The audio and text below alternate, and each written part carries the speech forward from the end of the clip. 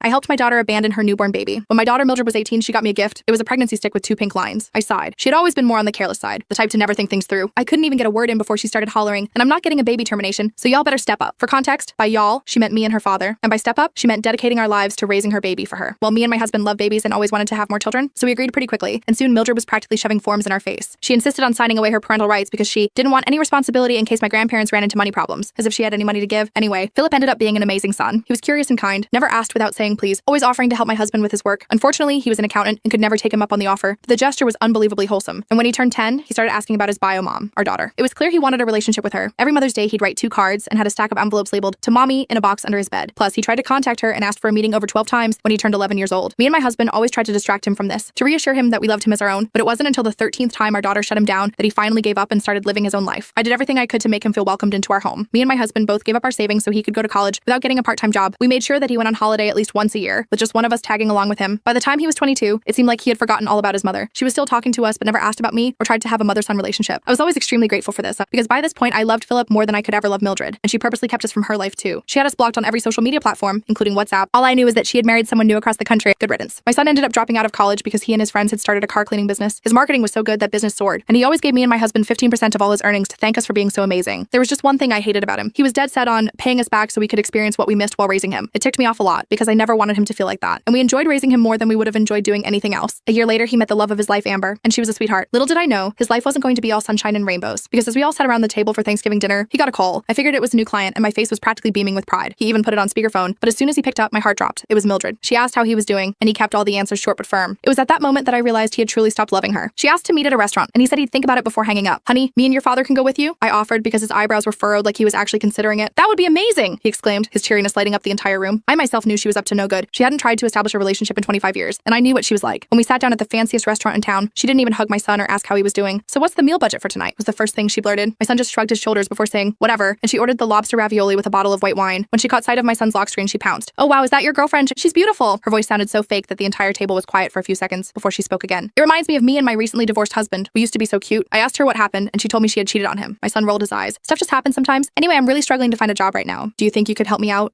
I guess, great. What she said next shook me to my core. I'm going to need around $14,000 to secure an apartment. I'll send you my bank details, so make sure to send the money before the weekend. I expected my son to get angry, but instead he just nodded and waited for the food to arrive. So I opened my mouth to speak and rip her a new one, but then I felt a pinch under the table. It was my son, so I just stayed quiet. Little did I know, my sweet son had an ace up his sleeve, and my daughter was finally going to suffer the way she deserved. Full story on account, link below.